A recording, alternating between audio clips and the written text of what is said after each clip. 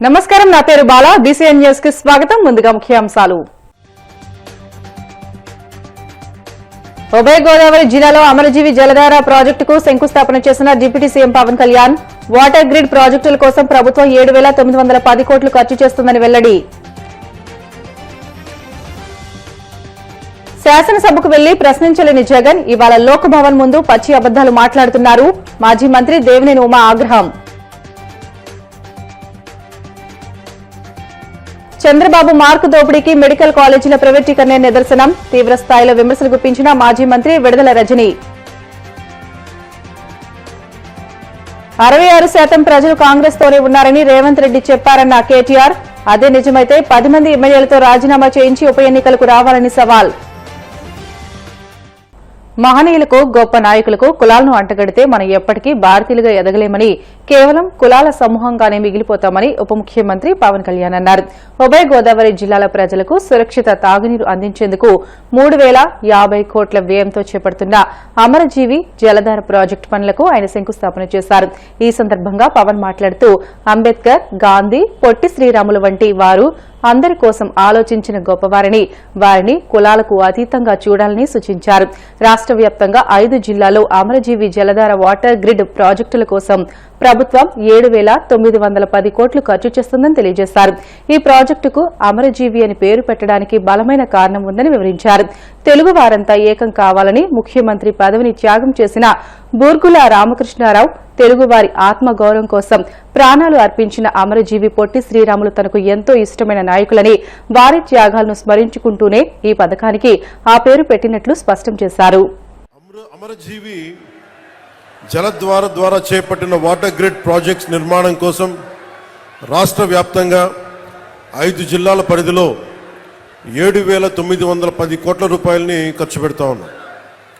ఈ ప్రాజెక్టుల ద్వారా వచ్చే 35 ఏళ్లలో 1.2 కోట్ల మందికి దాహం తీర్చాలని సంకల్పించాం. ముఖ్యంగా ఉమ్మడి తూర్పు పశ్చిమ గోదావరి జిల్లాల్లో తీర ప్రాంతం వెంబడి నివసించే మత్స్యకార సోదరులకి మేలు చేయాలన్న ఉద్దేశంతో ఎక్కువ తీర ప్రాంతాలను కలిపేలా ఈ ప్రాజెక్ట్ రూపకల్పన జరిగింది. ప్రజలందరికీ కూడా స్వచ్ఛమైన, శుద్ధమైన తాగునీరు అందించేందుకు కూటమి ప్రభుత్వం కట్టుబడి ఉంది. 2027 నాటికి పనులు చేయాలన్న లక్ష్యంతో ముందుకెళ్తున్నాం. మీకోసమే. మీరు అరిచి అరిచి అరిచి గొంతులు ఎండుకుపోతే మీ గొంతు తడపడానికే ప్రాజెక్ట్ ఇది.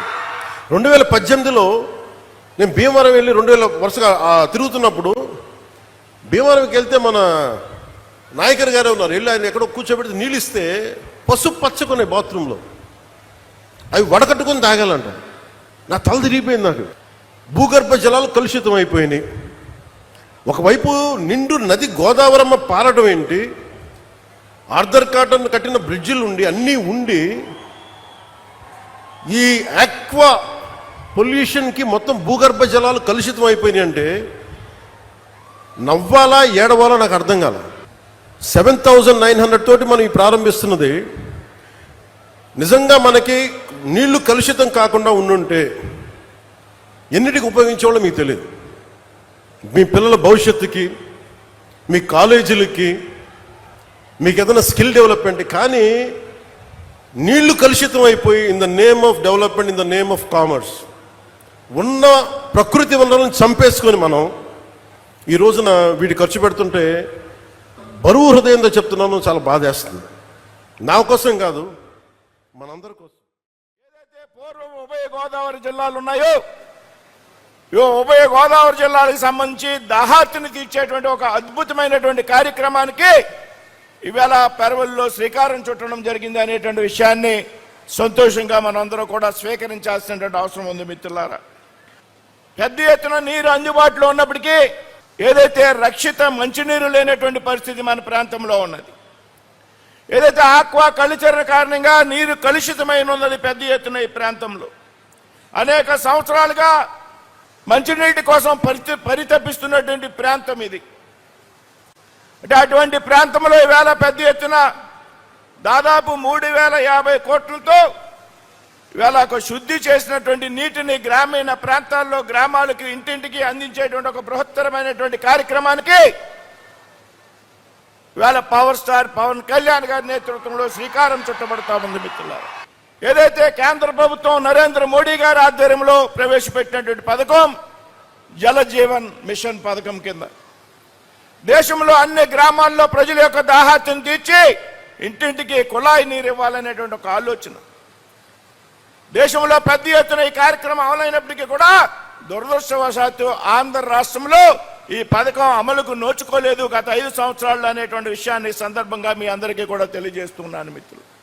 ఏదైతే కేంద్ర రాష్ట్ర ప్రభుత్వాలు 50% నిష్పత్తిలో ఈ పథకాన్ని అమలు చేస్తున్నటువంటి సందర్భంలో దాదాపు 27,000 కోట్ల రూపాయలు అంచనా వ్యయంతో కేంద్ర ప్రభుత్వం 13,500 కోట్లు విడుదల చేయడానికి సిద్ధంగా ఉన్నప్పటికీ కూడా అప్పట్లో రాష్ట్రంలో అనుకున్నటువంటి ఏదైతే ప్రభుత్వం ఉన్నదో ఆ ప్రభుత్వం తన తాలూకు వాటాన్ని చెల్లించడానికి ముందుకు రాని కారణంగా ఆంధ్రప్రదేశ్లో ముఖ్యంగా ఈ గోదావరి జిల్లాల్లో ప్రజల యొక్క దాహార్తి తీరకుండా మిగిలిపోయింది అనేటువంటి విషయాన్ని సందర్భంగా గుర్తు చేస్తున్నాను మిత్రులు. ఈ ప్రజల దాహార్తిని తీర్చడానికి మా దగ్గర నిధులు లేవని చేతులెత్తేసినటువంటి ప్రభుత్వం గతంలో ఉన్నటువంటి ప్రభుత్వం.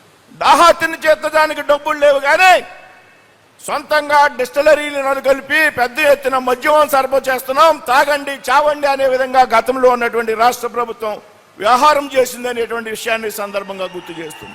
ఏదైతే కేంద్రం నుంచి రాష్ట్రానికి మంజూరైనటువంటి జల జీవన్ మిషన్ నిధులు ఉన్నాయో కాలం చెల్లిపోయింది 2024 సంవత్సరంతో. కేంద్రం తన వాటాను ఇచ్చేటువంటి పరిస్థితి లేదు.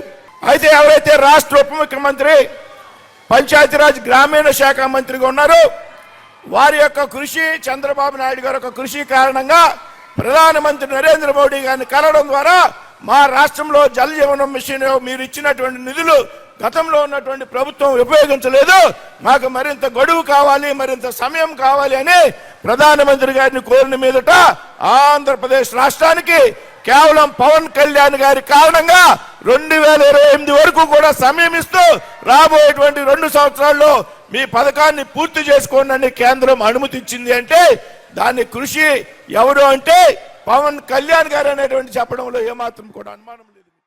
ఎవరైతే 58 రోజుల పాటు ఆమరణ నిరాహార దీక్ష చేసి ఆంధ్రప్రదేశ్ రాష్ట్ర అవతరణకి నాంది పలికారో అటువంటి మహానుభావుడైనటువంటి అమరజీవి పొట్టి శ్రీరాములు గారి పేరు మీద ఈ జల్ జీవన్ మిషన్ కార్యక్రమానికి ఆ పేరును ఏర్పాటు చేయటం త్యాగం నుంచి సంక్షేమానికి ప్రవహిస్తున్నటువంటి ఒక శాశ్వత ప్రవాహం అనేటువంటి మాటని ఈ సందర్భంగా తెలియజేస్తున్నాను. రెండోది, ఉమ్మడి ఉభయ గోదావరి జిల్లాలకి సంబంధించి ఏర్పాటవుతున్నటువంటి ఈ కార్యక్రమం మనందరి దాహార్తిని తీర్చేటువంటి కార్యక్రమం. ఎన్నాళ్లుగానో ప్రజలందరూ కోరుకుంటున్నటువంటి గోదావరి జలాల్ని మంచినీరుగా ఇచ్చేటువంటి ఈ కార్యక్రమం. ఈ కార్యక్రమానికి సంబంధించి ఉభయ గోదావరి జిల్లాలకి సంబంధించినటువంటి ఈ కార్యక్రమాన్ని మన నిడదవోలు నియోజకవర్గంలో పెరవలి గ్రామంలో ఏర్పాటు చేయటం మరింత ఆనందదాయకమైనటువంటి విషయాన్ని కూడా ఈ సందర్భంగా మనవి చేస్తూ అందుకు సమ్మతించినందుకు పవన్ కళ్యాణ్ గారికి మన అందరి తరఫున కూడా ప్రత్యేకమైనటువంటి ధన్యవాదాలు తెలియజేస్తున్నాను. ఇది ఒక సాధారణమైన రాజకీయ సమావేశం కాదు, ఒక సాధారణమైనటువంటి కార్యక్రమం కూడా కాదు. ఈ కార్యక్రమం ఖచ్చితంగా ప్రజల యొక్క దాహార్తిని తీర్చేటువంటి కార్యక్రమం. ఇది ఒక అభివృద్ధి కార్యక్రమం మాత్రమే కాదు, ఎన్నాళ్ళగానో కలలు కంటున్నటువంటి ఒక కార్యక్రమానికి శ్రీకారం చుట్టినటువంటి అద్భుత ఘట్టం ఈ కార్యక్రమం. పవన్ కళ్యాణ్ గారు ఈ ప్రాంతానికి ప్రధాన సమస్య తాగునీరు.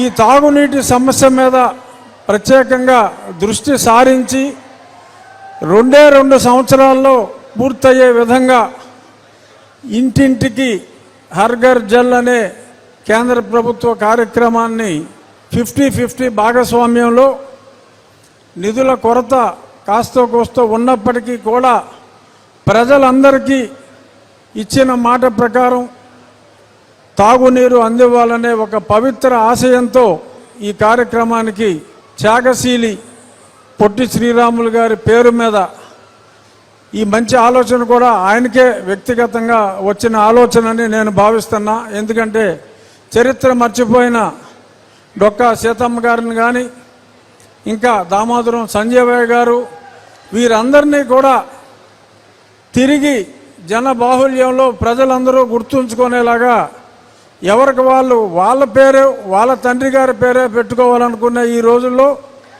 సమాజంలో గొప్పవారందరినీ కూడా మనం గుర్తు చేసుకోవాలనే ఒక చక్కటి ఆలోచనతో అమరజీవి పొట్టి శ్రీరాములు గారి పేరు మీద జలధార, ఈ జీవధార కార్యక్రమం శంకుస్థాపనలో వారితో పాటు కలిసి పాల్గొనటం నా అదృష్టంగా భావిస్తూ శాసనసభకు వెళ్లి ప్రశ్నించలేని జగన్ ఇవాళ లోక్ భవన్ ముందు పచ్చి అబద్దాలు మాట్లాడుతున్నారని మాజీ మంత్రి దేవినేని ఉమా ఆగ్రహం వ్యక్తం చేశారు. ఢిల్లీలో వైసీపీ ఎంపీలు చేసే నాటకాలు ఏంటో, గల్లీలో జగన్ అబద్దాలు ఏంటో అర్థం కావడం లేదని అన్నారు. మెడికల్ కాలేజీలు పీపీపీ విధానంలోనే నిర్మిస్తే బాగుంటుందని పార్లమెంటరీ స్టాండింగ్ కమిటీ పేర్కొందని తెలియజేశారు. పార్లమెంటరీ స్థాయి సంఘం, నీతి ఆయోగ్, న్యాయస్థానాలు సైతం పీపీపీ విధానం మేలని చెబుతున్నాయని తెలియజేశారు. పీపీపీ విధానంలో వైద్య కాలేజీలను పూర్తి చేసి వేల మంది పేద విద్యార్థులకు వైద్య విద్య, పేదలకు కార్పొరేట్ వైద్యం అందిస్తామని స్పష్టం చేశారు. ఏంది తాపత్రయం, ఏంది ఆరాటం? నువ్వు ఆరాటపడితే జిందాబాదులు కొట్టించుకుంటే పదవులు వస్తాయా జగన్ రెడ్డి? నీ అబద్ధాలు, నీ విష ప్రచారాలు మానుకోవా? పింక్ డైమండ్ మా దగ్గర ఉందన్నావు, మేము దొంగిలించామన్నావు, చంపలేసుకొని కేసు వెనక్కి తీసుకున్నావు. బెట్టింగుల్లో కుర్రాడు చనిపోతే మా మీద, పార్టీ మీద అడ్డారుండా నువ్వు చేసిన అరాచకాలు తగుదునమ్మా అంట. మళ్ళీ ఇప్పుడు పీపీపీ విధానమే మేలని నీ పార్లమెంటు సభ్యుడే సంతకం పెట్టాడు. పార్లమెంటు స్థాయి సంఘం చాలా క్లియర్గా పేద మధ్యతరగతి విద్యార్థులు వైద్య విద్య చదువుకోవాలంటే లక్షల్లో కోట్లలో ఖర్చు అవుతుంది. కాబట్టి ప్రభుత్వ మెడికల్ కళాశాలలతో పాటు ప్రైవేట్ కళాశాలలు కూడా ఏదైతే జిల్లా ఆసుపత్రులతో, బోధనా ఆసుపత్రులతో కలిసి పనిచేస్తే భారం తగ్గుద్ది, తక్కువ ఖర్చుతో వైద్య విద్యార్థులు తయారవుతారని వైద్య కళాశాలల నిర్వహణకై కేంద్రం పార్లమెంటు స్థాయి సంఘం సిఫార్సులు చేసి నీతి ఆయోగ్ 31 మంది ఎంపీలు సంతకాలు పెడితే నువ్విచ్చిన జీవోల ఆధారంగానే కదా ఇవాళ సెల్ఫ్ ఫైనాన్స్ కావచ్చు, 12 లక్షలు, 25 లక్షలు ఇవాళ ఫీజులు పెరిగాయంటే నీ ప్రభుత్వ హయాంలో నువ్వు తీసుకున్న నిర్ణయాల వల్ల ఆ ఫీజులు కూడా పెరిగాయి. రాష్ట్ర విభజన జరిగిన తర్వాత చంద్రబాబు నాయుడు గారు పట్టుబట్టి మంగళగిరిలో ఎయిమ్స్ హాస్పిటల్ తీసుకొస్తే ఇవాళ వైసీపీ పరిపాలన 5 ఏళ్లలో 20 లక్షల మంది ఓపీ వచ్చారు. నీ 5 ఏళ్ల పరిపాలనలో మంచినీళ్ళు ఇవ్వటానికి చేతులు రాని జగన్ రెడ్డి సిగ్గుందా అని అడుగుతా ఉన్నా వైసీపీ నాయకులకి సమాధానం చెప్పండి. 5 ఏళ్ల ముఖ్యమంత్రిగా మంచినీళ్ళు ఇవ్వటానికి ఎయిమ్స్కి నీ చేతులు రాలా. అక్కడ మెడికల్ కాలేజీ మెడికోస్ ఉన్నారు, నర్సింగ్ విభాగం ఉంది, 100 మంది పిల్లలు చదువుకుంటున్నారు, 20 లక్షల మంది పేషెంట్స్ వచ్చారు. 20 లక్షల మంది నీ 5 ఏళ్ల పాలనలో. మంచినీళ్ళు ఇవ్వటానికి ఎయిమ్స్కి చేతులు రాలా. చెట్టు నాటడానికి వెళ్తే అక్కడ సిబ్బంది అడిగారు, చంద్రబాబు నాయుడు గారు కట్టారు. కేంద్రం మంచి పేరు వస్తుంది కాబట్టి ఈ వాస్తవాలు బయటికి రాకూడదు. మంచినీళ్ళు ఇవ్వకపోతే పేషెంట్స్ వెళ్ళరు. అంత దుర్మార్గమైన మనస్తత్వం కలిగిన నువ్వు ఇవాళ కలబోలి కబుర్లు చెప్తావా? బ్రిటన్ షార్ట్ బ్రేక్ తీసుకుందాం. Stay with us.